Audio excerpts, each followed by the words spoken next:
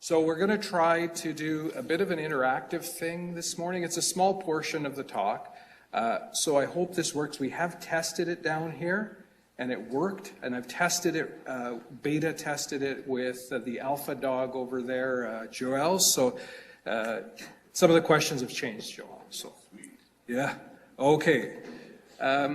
So you'll need your smartphones, as we said, right? I would suggest you not use your Note 7 because... There is a sprinkler system. There's a sprinkler system down here.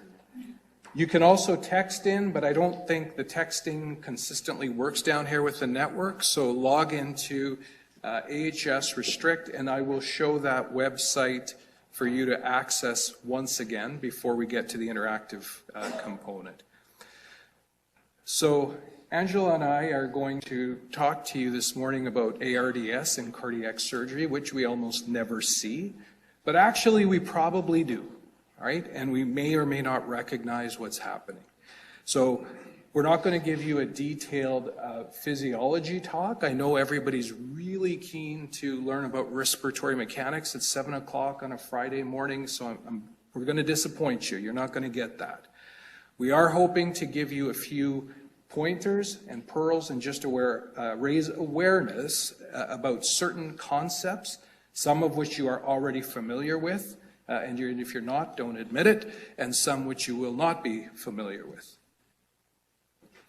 So we're going to talk about the current definition of ARDS. This the signal still seems to be cutting out. Is there anything you can do? Okay. Are you saying that AHS is incapable? Or? Okay. I got it. That's okay. It was a joke. Don't laugh. So we're going to review the current definition of ARDS, and then we'll talk about specifically ARDS after cardiac surgery, and then we're going to talk about acute cor pulmonale in ARDS and why that matters. Okay, we're going to split the talk up into 4 sections.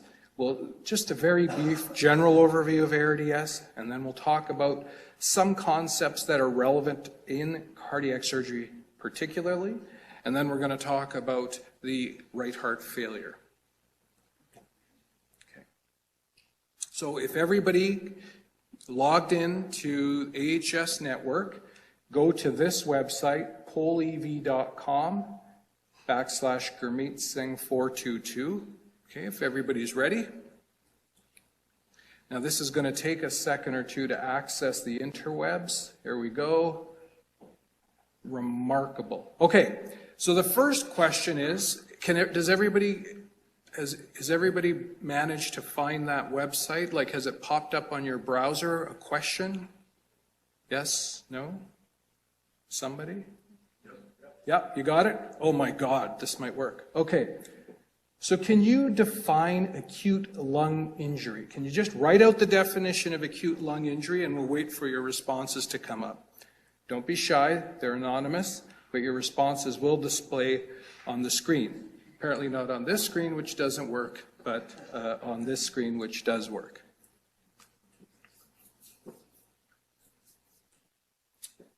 The internet tells me you haven't responded yet.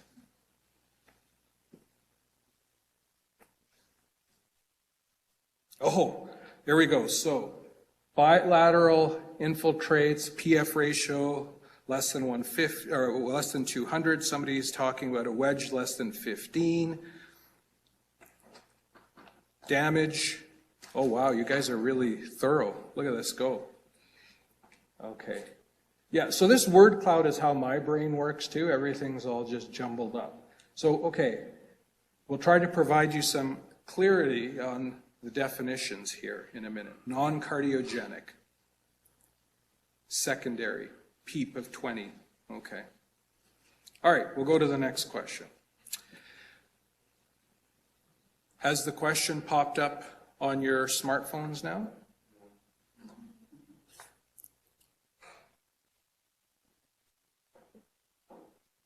All right. So the risk of ARDS following cardiac surgery. Look at you guys go. This is really cool.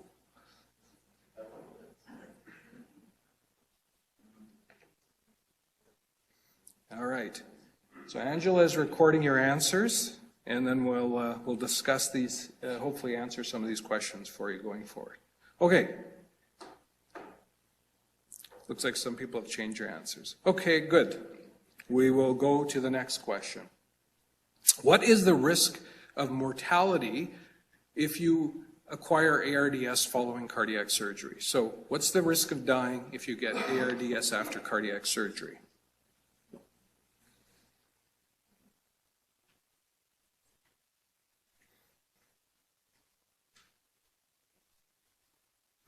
Okay, so most of you think the risk is 40%. That's a pretty good guess. Okay, and none of you think it's 80%. The second best is 60%. Okay, for the people here who are allowed to touch those breathing machines, do you set your tidal volumes based on predicted body weight? Do you do it always, never, or sometimes?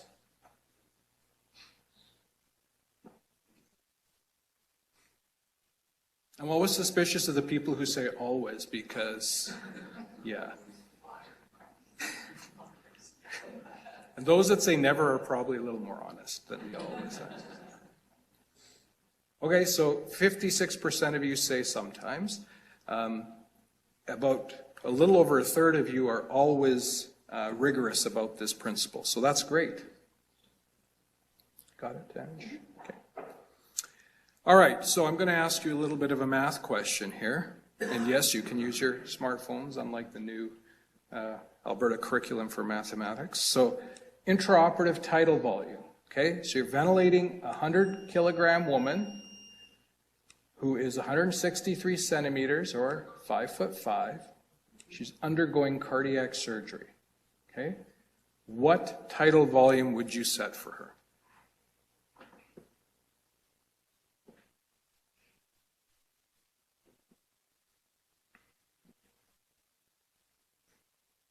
So our range is sort of 360 to 550 to 600. Okay, up to 650. Okay.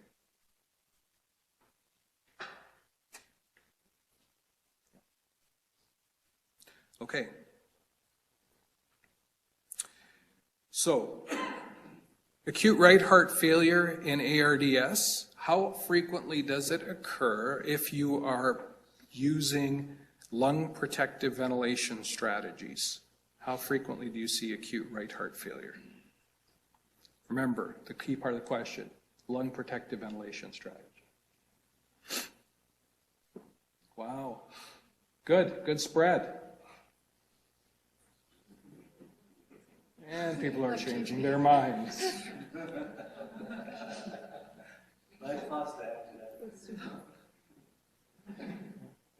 Okay, we're committed. Okay, that's it. Time's up. Okay. Now, what is which one of these items is actually an independent risk factor for acute cor pulmonale in ARDS? Okay, which one of these? There's only one.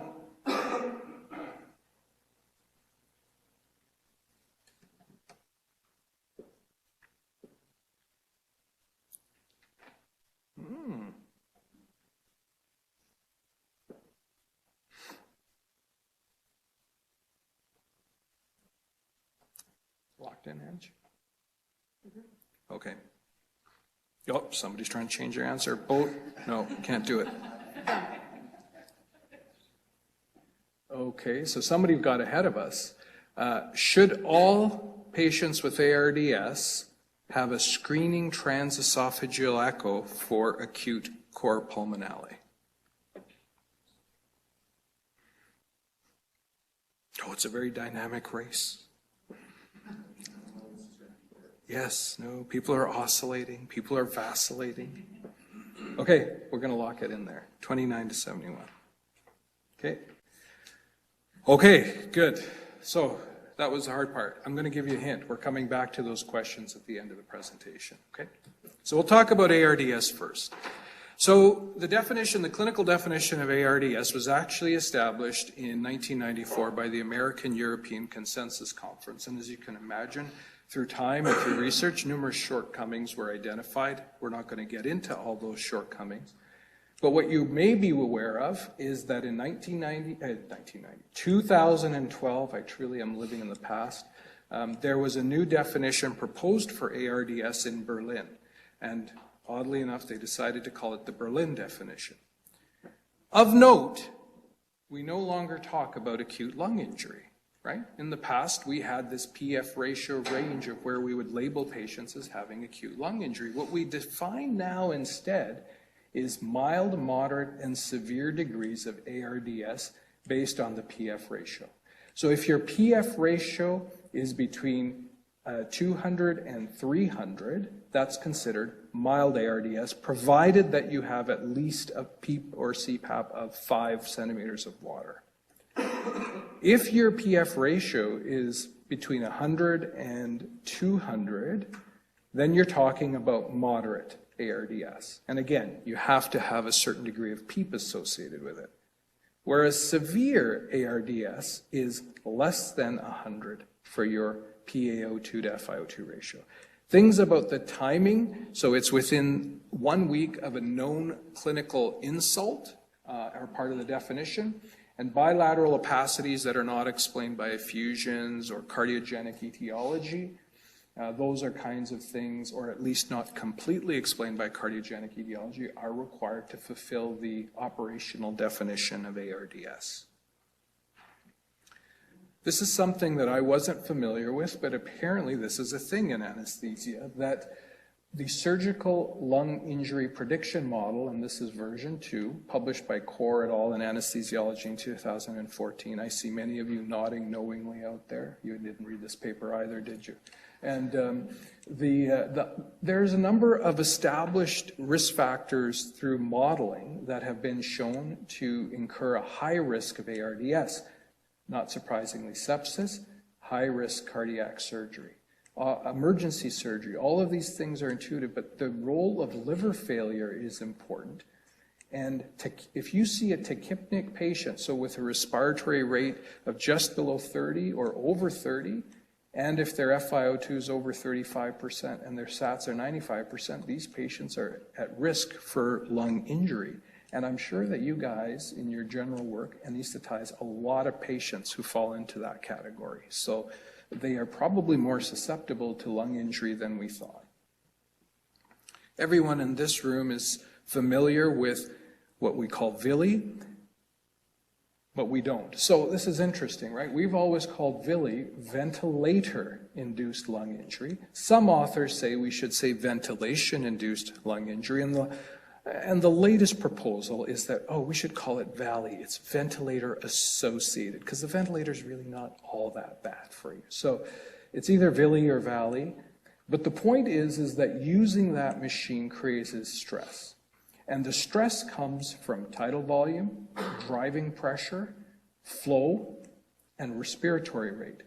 All of these things in an inhomogeneous lung, such as ARDS, contribute to exacerbation and high mechanical power. Mechanical power is tidal volume, respiratory rate, and pressure. So the mechanical power that's applied to that part of the lung creates hyperinflation in the lung that is not completely consolidated in ARDS. So you may set a predicted body weight of 6 mils per kilo, but that may be creating strain in that baby lung, that part of the lung that is still available for ventilation. So people have thought about how to counteract VILI and using PEEP to prevent atelectical trauma and keep the lung segments recruited. More importantly, we've become more aggressive with proning patients. There are multiple mechanisms associated with proning that actually improve the lung. It not only improves oxygenation, but it improves respiratory mechanics, and it probably improves right heart function by changing position as well. But this creates more homogeneity within the lung itself, helping to hopefully counteract ventilator-induced lung injury. And the Grand Master himself, Gattinoni, who's the forefather of many of these concepts in ARDS, is now talking about safe mechanical ventilation might not be possible in a lot of patients, and that we need to identify that power threshold, that interaction between rate, tidal volume, and pressure to find where a patient can be safely ventilated, and if we are unable to achieve those safe ranges, that we should move on to extracorporeal lung supports. Okay. So ARDS after cardiac surgery. Well, historically, the incidence was reported to be between 1% and 3%. More recently, with higher risk cardiac surgery being done, it's probably around 10%, in fact. And if you look at aortic surgery, the risk is about 15–16%. They quote in the literature aortic catastrophes, so your dissections and LVADs, as giving a risk of 20%, but the problem with those numbers of 20 and 50% lie within the fact that some of those patients aren't actually true ARDS. They may just be bad lung injury because the definitions, operational definitions, weren't exactly followed. And there's an 80% risk of mortality in cardiac surgery patients if they acquire ARDS. So I think you could probably guess these risk factors for ARDS. It's the pump, it's trolley, it's amiodarone, type of procedure, so the high-risk procedure, and in particular, redo cardiac surgery also seems to carry a higher risk. And why is redo cardiac surgery carry a higher risk? It may not just be because of the associated need for blood products, but it might actually be related to previous protamine sensitization. The protamine heparin complex generates complement, and C3a and C5a through the alternative pathway create a pattern of injury and endothelial permeability, but also the complement, you're exposing the patient to potential complement-mediated anaphylactoid reactions. Those are different than the protamine immune reactions that you're all familiar with, IgE and heparin protamine complexes and protamine antiprotamine complex. There's also direct toxicity, especially if you push it really, really, really fast. Cardiopulmonary bypass incites SIRS.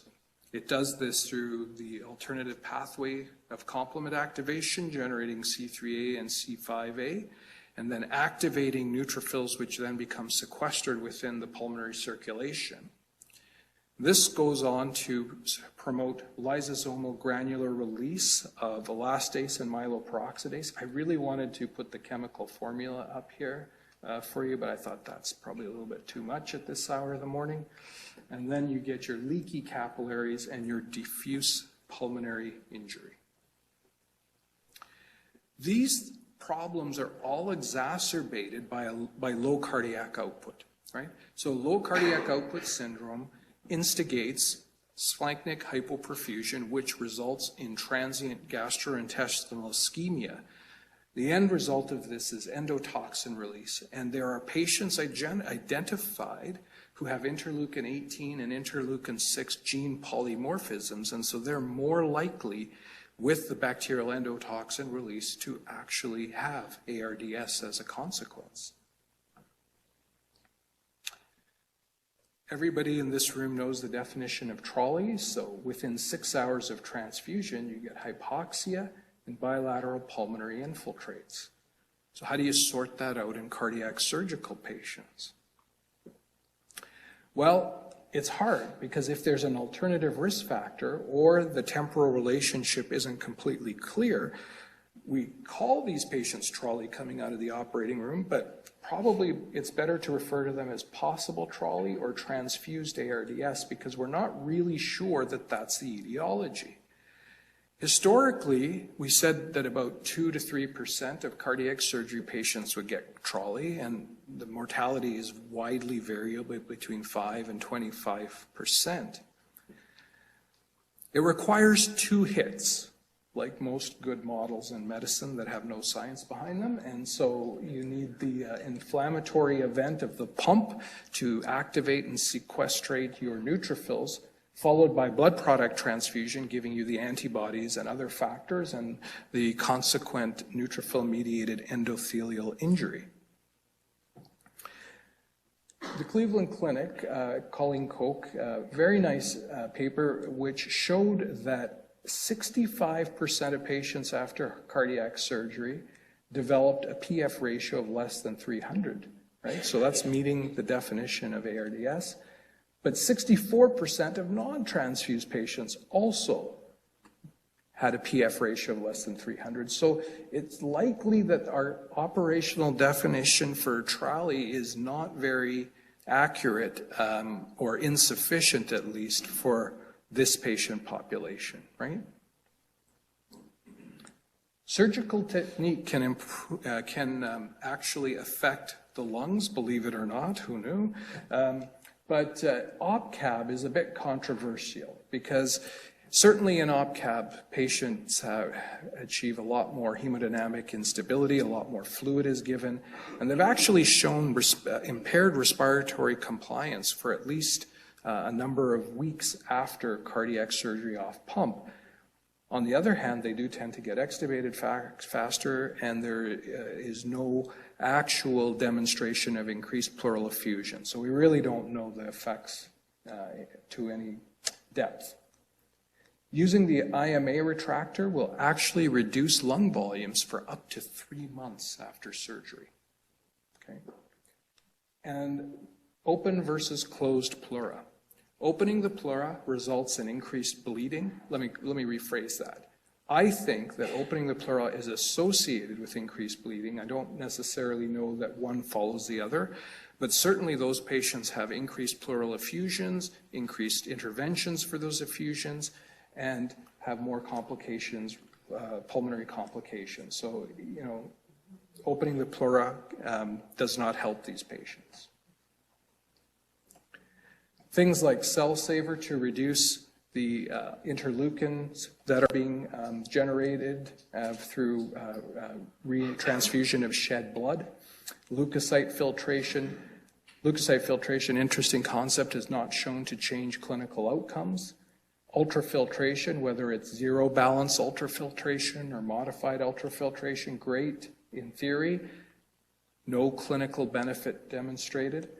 Steroids, no benefit. N-acetylcysteine, mucomist, biologically sound. Biochemical markers agreeable, no difference clinically. The one thing that does make a difference is the miniaturized extracorporeal circuit, and there are meta-analyses showing multiple improved outcomes with using a miniaturized pump circuit. So that's interesting, and that data is not new. It's been around for a while. The traction to transition to smaller circuits has just not been there. I suspect cost is part of it. So some key concepts in ARDS ventilation, I think, you've all heard of ARDSnet. That trial is now 16, almost 17 years old, believe it or not. The tidal volume, 6 mils per kilo, don't use 12 mils per kilo. I alluded to the concept of the baby lung, where the inhomogeneity of ARDS results in very small segments of lung that are actually exposed to, that are available to be ventilated. The open lung concept, whereby we use PEEP to try to keep those segments open and prevent atelectical trauma and keep those segments recruited. There's another concept called driving pressure. How many people in the room are familiar with driving pressure? Just a show of hands. Okay, interesting. It's not as widely spread as we thought.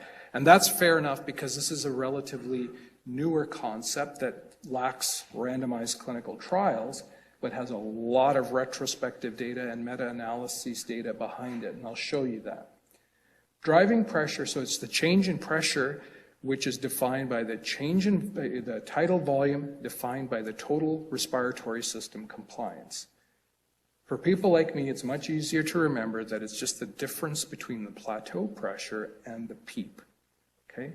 And it looks like a driving pressure over 15 is detrimental. In this paper, a couple of years ago, New England Journal of Medicine, they looked at 9 randomized clinical trials with 3,500 ARDS patients.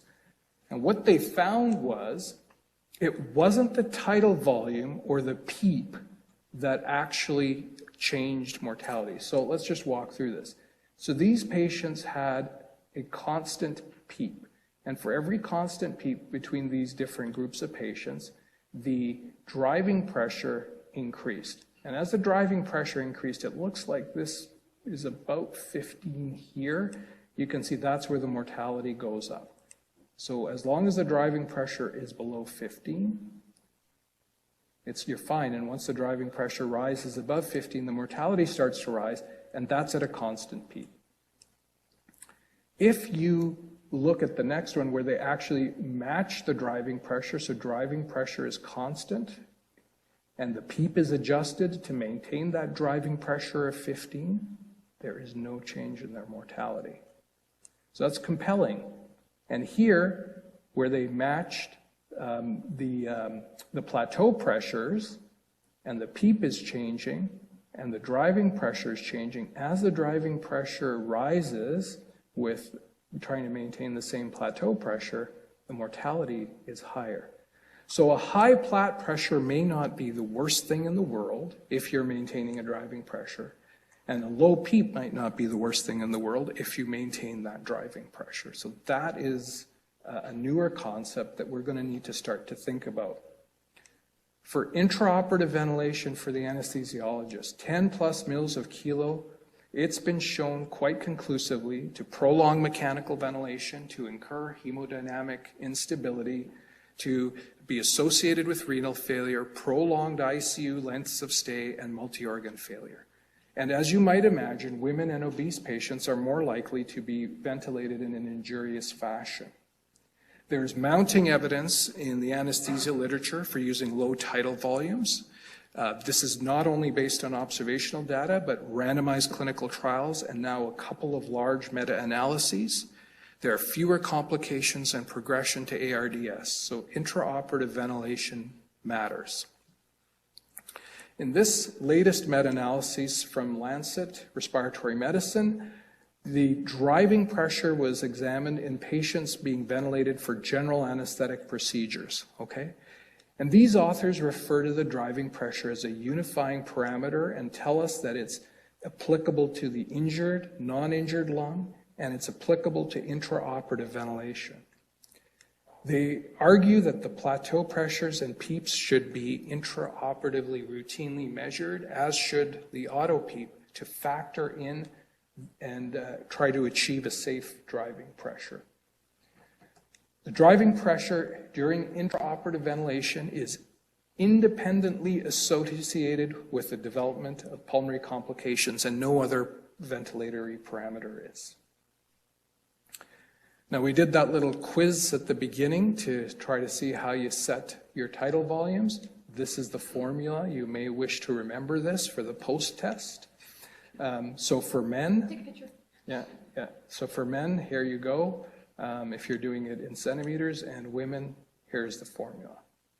Okay? And I'm telling you it matters. So in ARDS, a lot of sort of attempted rescue type strategies or ancillary measures to try to improve oxygenation. Nitric oxide certainly does it, but it doesn't change mortality, and it's associated with renal failure, so it's probably harmful or might be potentially harmful. We don't advise use of nitric oxide for ARDS anymore. High-frequency oscillation, 2 large randomized clinical trials, OSCAR showed no difference. Oscillate had to be terminated early because of a high mortality in trying to rescue patients with ARDS.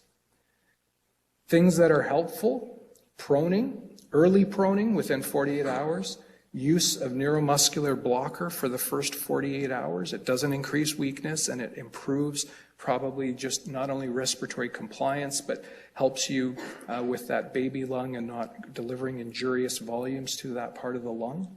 And of course, never send a man to do a machine's job. We have cardio help now, so just give us a call. We'd be happy to help out. Okay.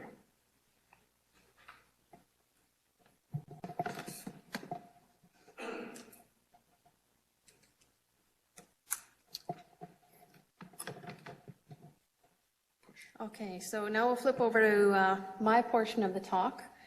And this is important because the heart is involved in ARDS. ARDS is not isolated to pulmonary pathophysiology.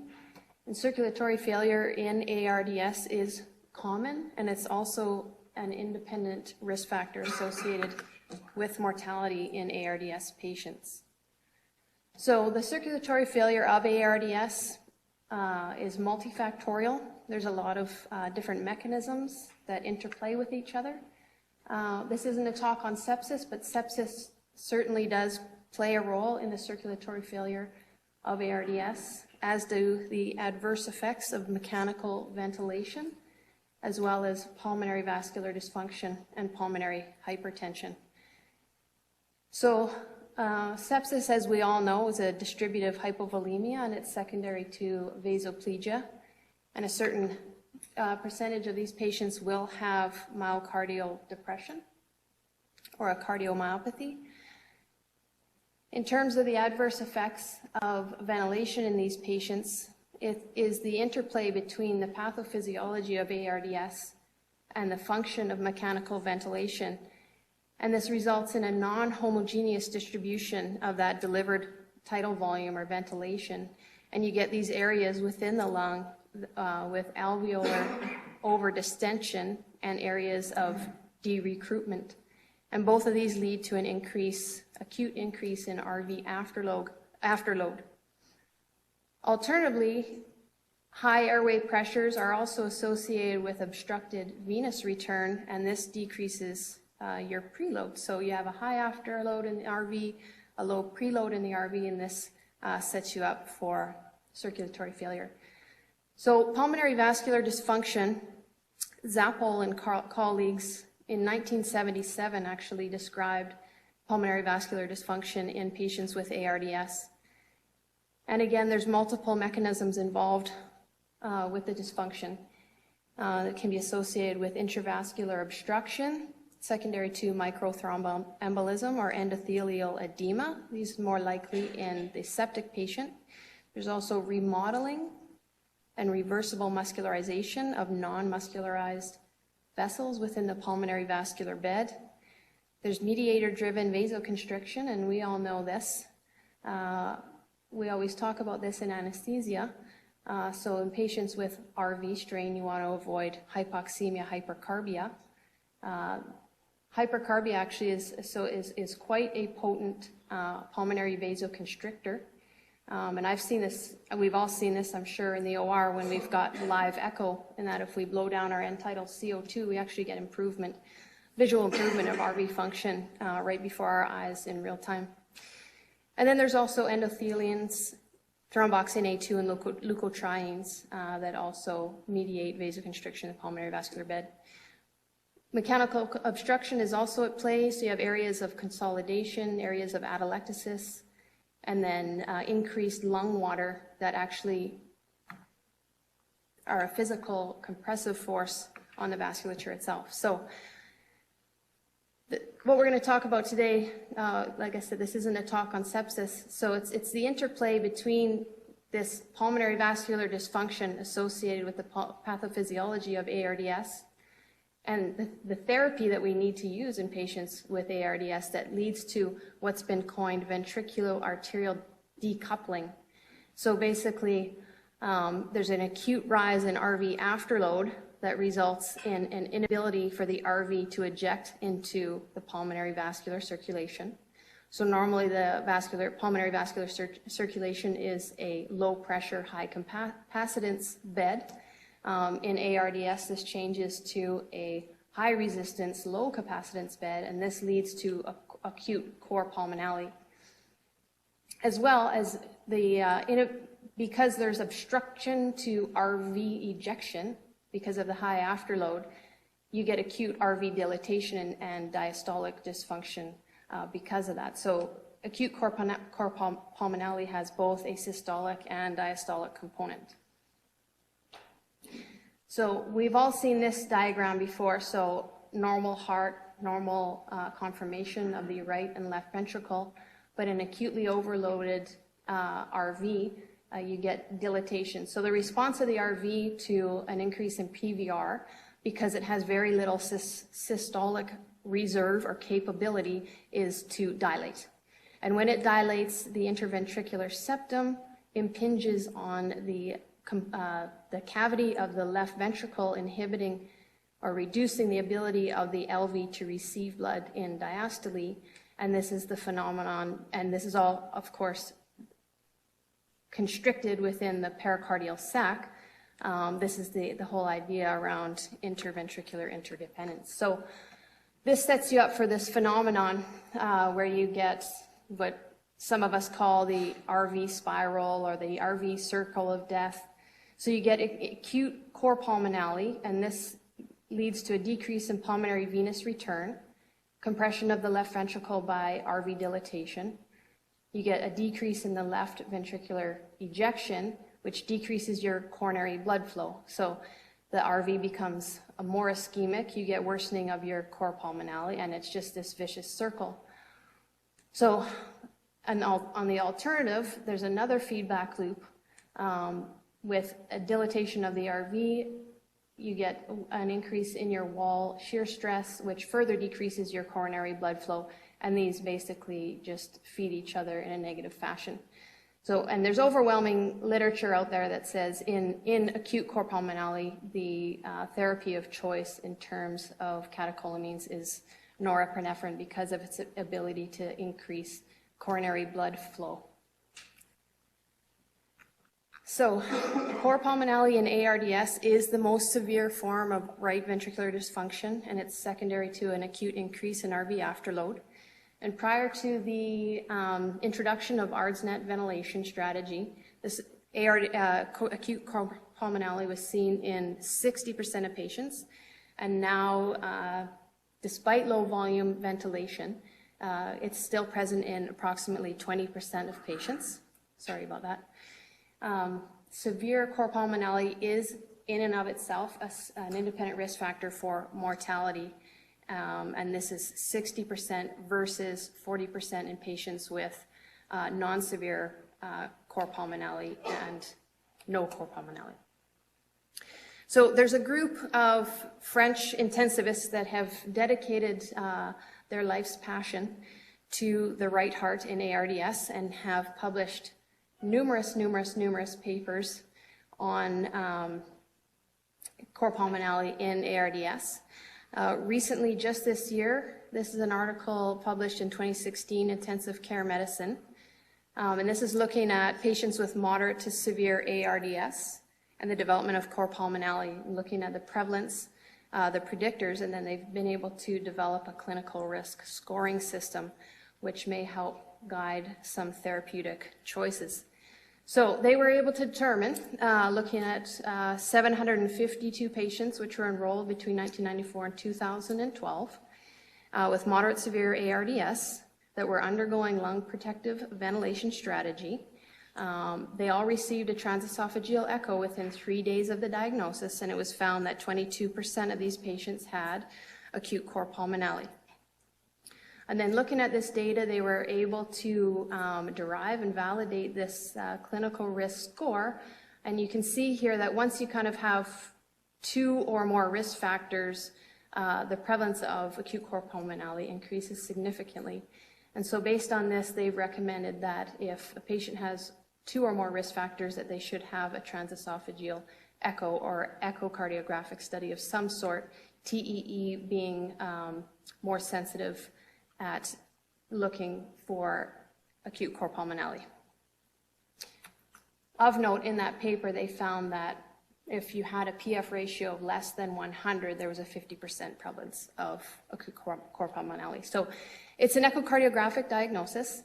So acute cor pulmonale is defined as a right ventricular end diastolic area compared to the left ventricular end diastolic area of greater than 6, and you have to have end systolic septal dyskinesia. Severe is determined the same way, but the ratio is greater than or equal to 1, as well with the end systolic septal dyskinesia. And you get the septal dyskinesia because in the pressure overloaded right ventricle, the systolic component is longer than the systolic component of LV ejection. So the LV finishes ejecting and begins its diastolic component, and the RV is still in its systolic component, and you get this abnormal septal motion. So that's really important. So this same group, because they dedicated their lifelong passion to the right ventricle in ARDS, have come up with an RV, what they coin an RV protective ventilation strategy. And their reasoning is that they feel the ARDS-net does not address this particular subset of patients that develop acute cor pulmonale. It has a lot of the same features and as the ARDS-net ventilation, so they still focus on limiting of the plateau pressure, limiting of the driving pressure, and addressing hypercapnia. And then they focus on RV unloading, and they do it in a little bit of an interesting way. So the RV function is a balance between lung recruitment and lung overinflation because of those factors that we talked about before. When you have a de-recruited portion of your lungs, so in this graph, this is pulmonary vascular resistance versus lung stress. This is often, on this axis is often lung volume as well. So when you're at lung volumes below your functional residual capacity, PVR is high, and that's because the extraalveolar pressure vessels determine the pulmonary vascular resistance below FRC, and you get a high PVR in those vessels.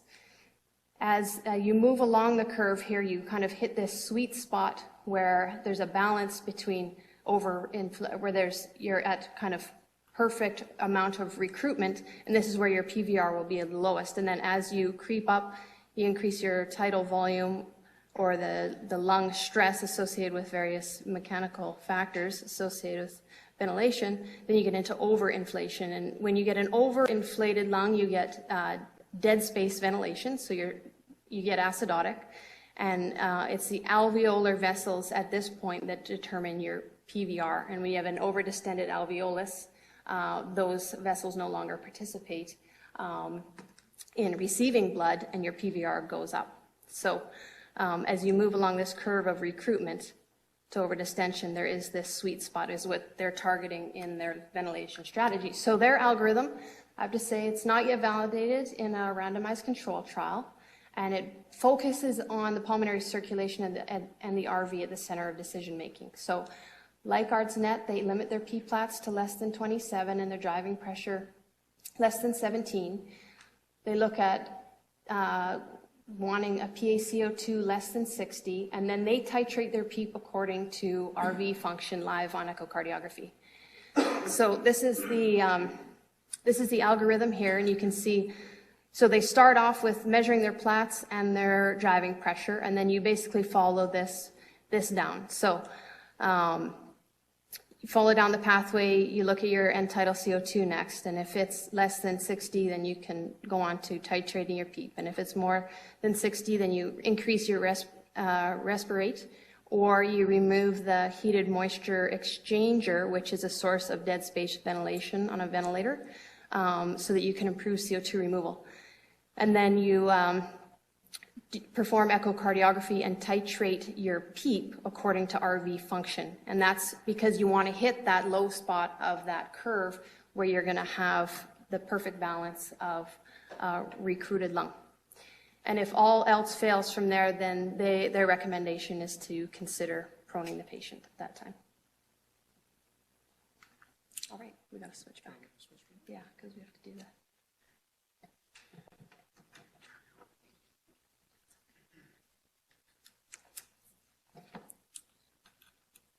Okay, so we have arrived at the end of the talk here.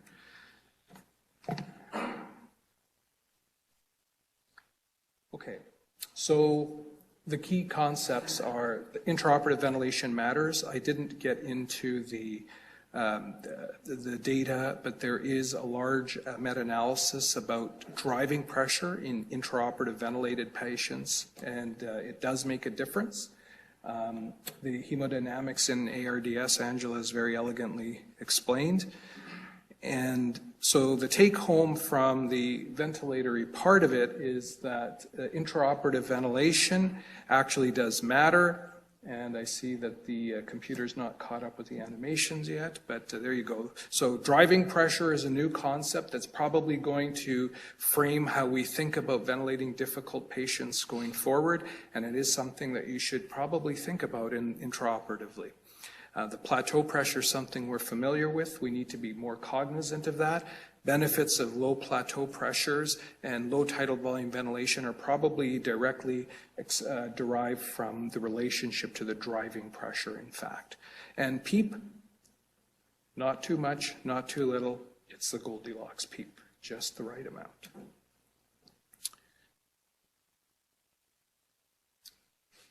Yeah, so in terms of take-home points for patients at risk for developing cor pulmonale with ARDS is early identification of those risk factors that we talked about, early transesophageal echocardiography, and then using this RV protective ventilation. So if you can log back in to that website and just give it a second. We'll go over these questions again. Angela, you've got the answers as well. Okay, so how do you define acute lung injury? It's one of the problems. This thing doesn't flush out right. Yeah. So the correct answer is we don't actually talk about acute lung injury anymore, right? So the risk of ARDS after cardiac surgery, does anybody want to change their answers? I see you're trying to change them now. Oh my God, you were asleep already at that point of the talk. Okay? Like I know I drone, but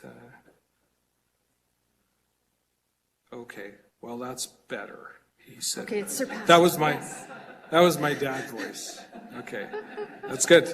That's good. Still half of you don't care what I say. Okay, that's better than I expected. Oh, okay, good. All right, so 10%. This is ego for you at this point. It's, I'm just happy this technology worked, to be honest with you. Okay, mortality, if you acquire ARDS after these complicated cardiac surgical procedures, there you go. So it's probably in the order of 80%. Again, difficult sometimes to suss out with definitions. But I could sit here and watch this all day. That's crazy. Now, are you going to set tidal volumes based on predicted body weight? You guys really haven't changed your minds. Yeah. Maybe I should have just quoted a bunch of papers. Okay, fair enough. At least we don't have any nevers anymore. Okay, so it's pretty. It's a small thing. I'm going to change because it's a pretty even split, and I don't want to. Okay, so what is the correct intraoperative tidal volume for that 100-kilo woman who is 163 centimeters and 5'5"? These were your previous answers.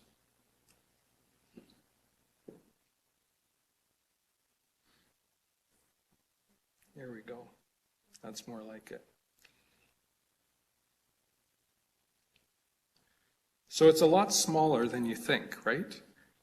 And if we're thinking that we're trying to overcome chest wall compliance issues by ventilating with larger tidal volumes, we used to think that it may not be problematic in normal lungs, but in the uninjured lung, mechanical ventilation can induce injury still, right? And so we need to be a little bit more conscious of that probably than we have historically is part of the message.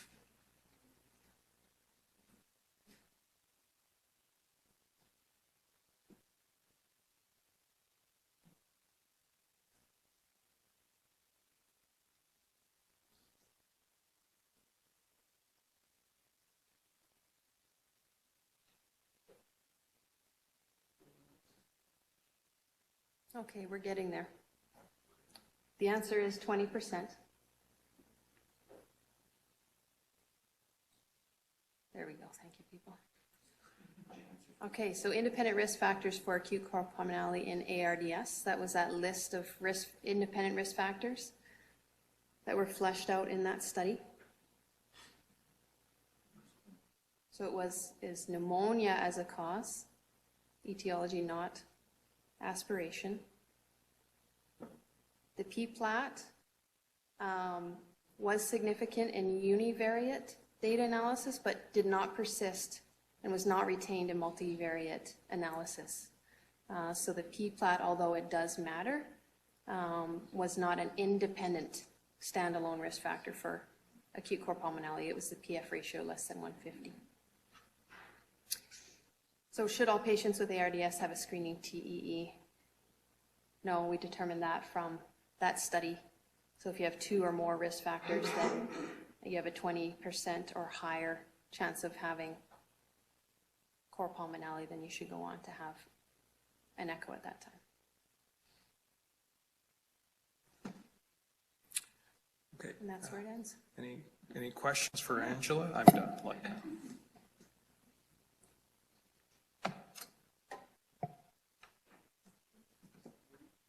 you guys come across the incidents of encountering ARDS intraoperatively? Or is it mainly a post? Well, so obviously the presumption is that when you present in the ICU and you meet the criteria for ARDS, that occurred perioperatively, and whether that happened immediately pre-op or intra-op. Nobody's really addressed that. It's very difficult in the operating room to make that diagnosis while you're on pump and you don't have a chest x-ray, right? So.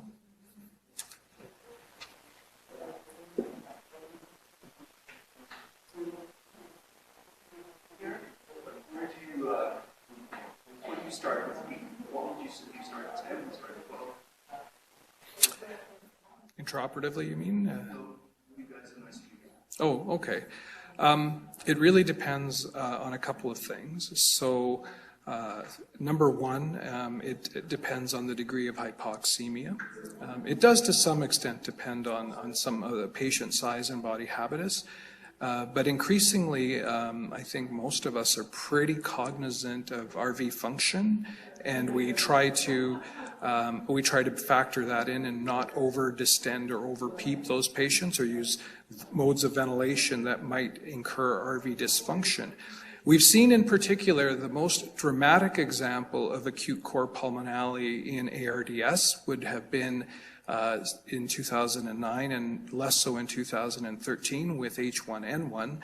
These were young patients who died very rapidly, like we would be called from the Grey Nuns and they would have coded and be dead within 20 minutes before we could reach out to rescue them with ECMO.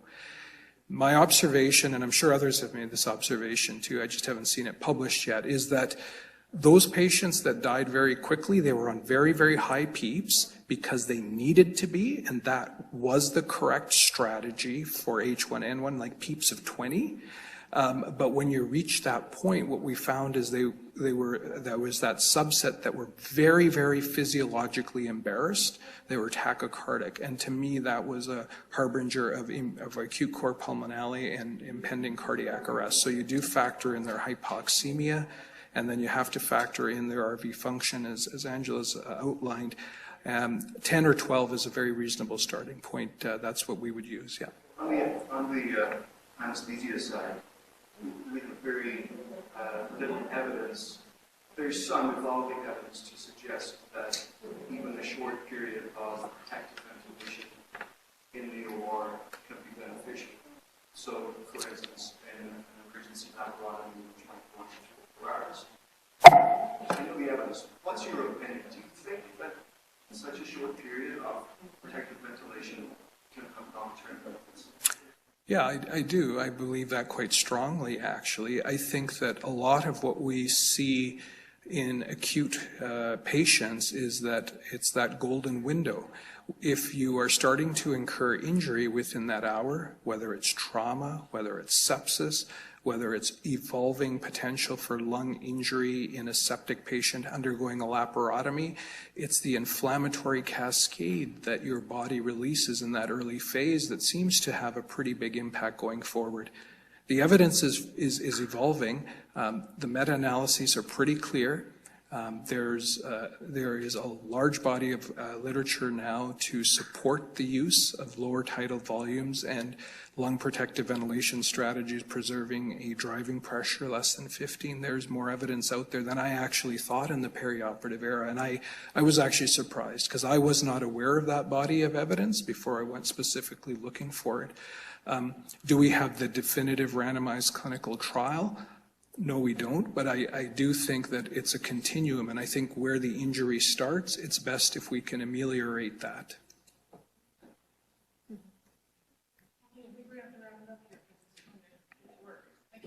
Okay, thanks. Thank you for participating with the poll and being such good sports about that. Thanks.